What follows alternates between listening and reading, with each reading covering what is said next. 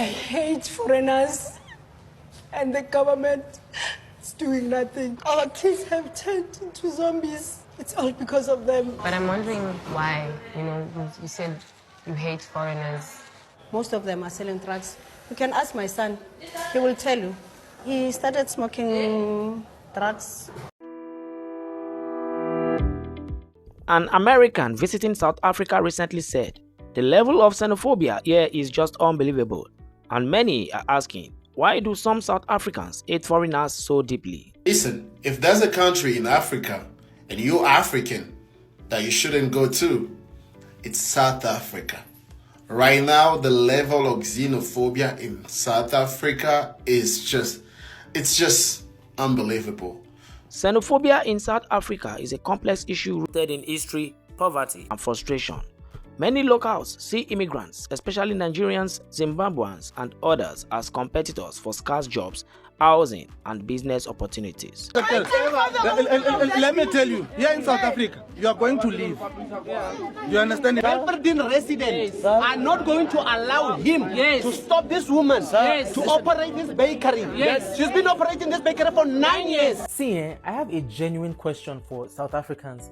Why are you guys so consumed by Nigerians? Why is it that every time you hear the word Nigeria or Nigerians, your ear perks up? I would go so far as to say that you guys are obsessed with us because you're always talking about how we are bad people, how we are criminals, how those of us in your country are destroying South Africa. But I haven't been able to find any hard evidence of this because I'm not the kind of Nigerian who blindly defends Nigerians. According to Afrobarometer, nearly half of South Africans believe foreigners should not be allowed to work in the country, while 62% say the government is failing at managing immigration. Groups like Operation Dudula have taken matters into their own hands, raiding businesses owned by foreign nationals and forcing them to close. Also, foreigners are being sent away from using public hospitals. If you know that you are not a South African citizen, may you please stand up and leave our hospital. Did you just hear that? Is this what South Africans have resolved to? Can you imagine South Africans pursuing other nationals out of their hospital? But is xenophobia really about foreigners? Or is it a symptom of deeper problems? Inequality, unemployment, and failed governance. Stay tuned as we break down why xenophobia in South Africa has become one of the most explosive issues on the continent and why the world is watching closely, as well as various reaction videos. Welcome to Africa Insight Official. This is what pushes xenophobia in Africa, South Africa. They do, but a lot of the xenophobia, and it's not justifiable, but a lot of the xenophobia is economically related because what happens is you live in South Africa. Right. He lives in Namibia, hypothetically. Right. It's the classes you mean? No, stay with me. Yeah. So you are boycotting your job because y'all want higher pay. So they come to Namibia and tell you, get me 100 Namibians, come to South Africa, we need y'all to break this protest. You hungry, you got kids to feed, so guess what you do? You come across national lines and you break the South African protest. Now you just gave birth to that xenophobia. Why would you bring your black ass to my country and sabotage my fight for better pay? You see that? Okay. So a lot of the xenophobia in Africa is economically related. It's the white man, again, putting black people against black people. It's the same thing they do over here with us. It's no different. How racist this new administration truly is. This is some of the most racist shit I've ever heard of. In 1913, South Africa had white supremacists running the country, and they created apartheid, which created segregation and discrimination laws against black South Africans. It was whites only South African businesses, whites only South African movie theaters, whites only South African swimming pools. South Africa was on that racist shit just like America treated black folks. So in 1913, white South Africans took over South Africa with force. White South Africans stole land owned by black South Africans. Fast forward to 2025. 3 of Trump's biggest supporters are 3 of the most richest men on the planet. Elon Musk, Peter Thiel, and David Sachs are 3 billionaires that fully support Trump. Elon Musk, Peter Thiel, and David Sachs are all white South Africans who were born in South Africa, white supremacy, and apartheid. Elon Musk is a white South African white supremacist. South Africa now has a black president. This South African president wants equality in South Africa. He wants the racism to stop, and he wants everyone to be treated equally. Trump and Elon Musk heard about this black South African president wanting equality. Trump immediately stopped all funding to South Africa. There are only 7% of white people in South Africa. But those white people own 70% of the land in South Africa because they stole most of that land from black South Africans. The new black South African president put a new law in place to right the wrongs that were done to black South Africans that had land stolen from them. Just like when European settlers stole America from the natives. Because the South African president wants to give back land that white South Africans stole from black South Africans, that's why Trump and his administration are saying white South Africans are being persecuted and done wrong. But white South Africans are not under persecution. I was so disappointed and I was so disheartened when I realized people in our South African country, they really genuinely hate foreigners and they don't know why they hate them.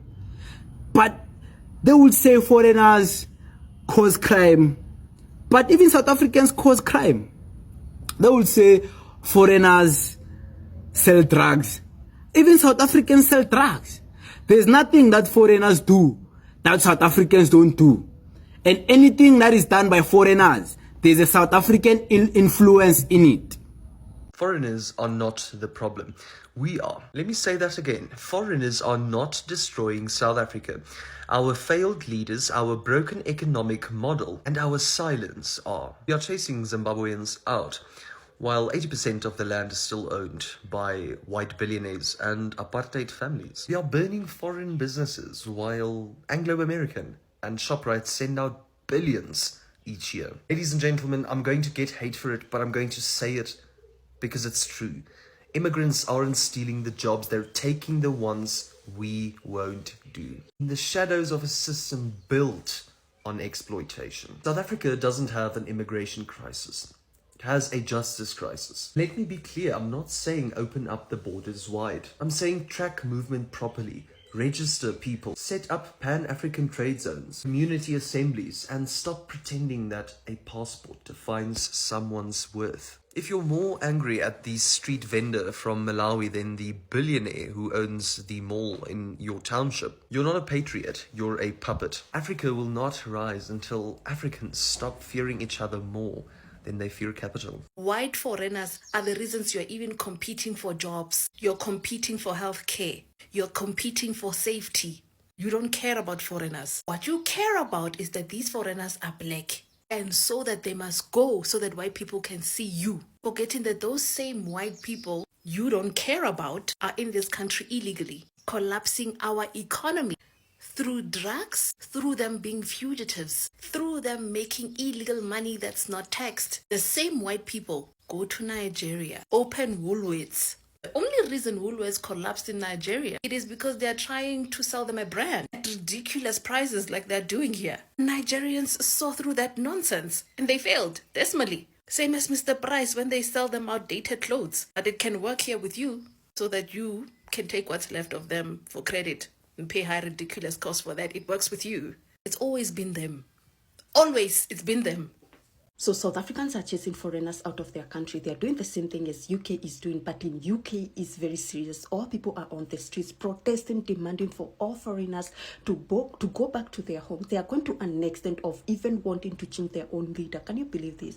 But in South Africa it's different. There is this group of people who are going in public hospitals and demanding for all foreigners to get out. Can you believe this? I have seen the videos and really, like, there is this guy, asylum seeker from Congo. He said that he's an asylum seeker and he needs really help.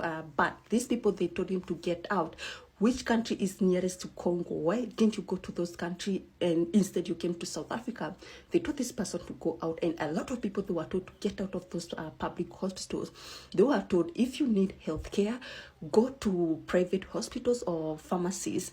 Public hospitals, they are for South Africans. They don't want foreigners to take South African privileges. And also all those people that have opened shops and they are foreigners, they are telling them to close these shops. These people, they are not even scared of the government. I don't know, maybe they are big people. They are big people. They are not scared of government. I have seen videos of these people telling people to close shops, foreigners to close shops. You know, Nigerian brothers are always asking themselves, why is this South African police are always stopping me? It's because who do you know in their right mind would ever do this to a G-Wagon? It's obviously Nigerians. The day that South Africans understand that every time you guys think, feel, say, do something xenophobic, the colonists, they are twerking 6 feet under, boy. They are twerking in celebration because you are doing their jobs for them. The protection of their descendants and current occupants of their seats right now.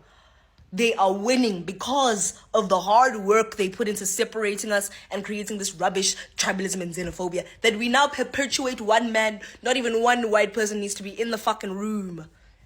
Not even one white person. That is such an effective system, don't you guys think? Like, and then the logical fallacy of an argument that goes, no, but when they just get their payments legally. Have you had to run from a side, like, because of needing refuge from your Western torn apart country that you can do absolutely fuck all about, but go to the one country that is under Western protection because it has white people in it? So you run. You get there. Now, as South Africans, we've gone to Home Affairs. We've dealt with the government face to face. As South Africans with IDs, citizenship, they make you go up and down and sit and photocopy and come and then just for you to get to the front of the line and they tell you, no, the system is down. Come back next week. What is someone with no citizen support, no citizen protection? What is that person going to do against that? What is that person going to do against that? When over and over and over, you're just told, come back next week about the thing that you need to like have a safe life in the one place that is safer than your home. Do you think people would be here just in jail? Just in jail. You see this place? It is a registered tire shop. It is a registered tire shop. Look at, we have tires even behind here.